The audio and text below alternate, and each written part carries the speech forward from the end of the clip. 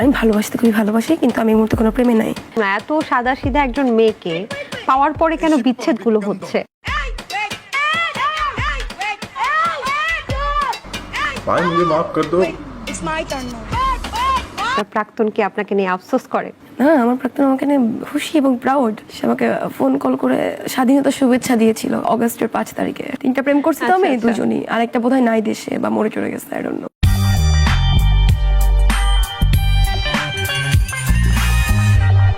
নতুন ইতিহাস গড়া হলো না নিউজিল্যান্ডের। ব্ল্যাক ক্যাম্পদের অপেক্ষাটা আরো দীর্ঘ করে নতুন ইতিহাস গড়া হলো না, নতুন ইতিহাস গড়া হলো না নিউজিল্যান্ডের, নতুন ইতিহাস গড়া হলো না নিউজিল্যান্ডে। স্যার আমি কিছু মনে আগে স্যার টয়লেটে ছিলাম। এতক্ষণ স্যার আমি টয়লেটে ছিলাম, টয়লেটে এখন আপনি বাইরে ছিলেন, আপনি টয়লেটে ছিলেন, আপনি কই ছিলেন? আমি দোকানে গেছি। আপনি দোকানে গেছি। কি দেখেন? আপনারা দুজন কোথায় ছিলেন? আমরা বারান্দায় ছিলাম স্যার। আপনি বারান্দায়, আপনিও ছিলেন না। আপনি কি এখানে ছিলেন? না, আমি বাইরে গেছিলাম। আপনিও বাইরে। মফিজের অর্থ জানেন? রংপুরের মফিজ, এই কথাটা পুরোটাই ভুল। ভুল? আচ্ছা, মফিজের অর্থ কি বলেন তো?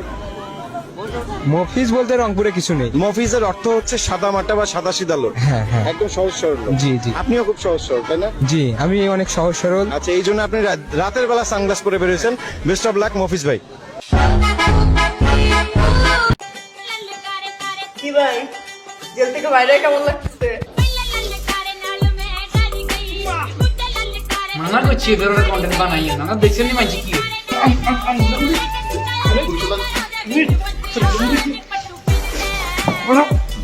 একটা কথা বলেন তো, ছেলেরা পড়ালেখার পর কোন জিনিস বেশি প্রিফার করে যেতে? রাশিয়া। রাশিয়া কেন? ওখানে তোরা পড়ালেখা করতে যায় না, রাশিয়ানদের জন্য যায়।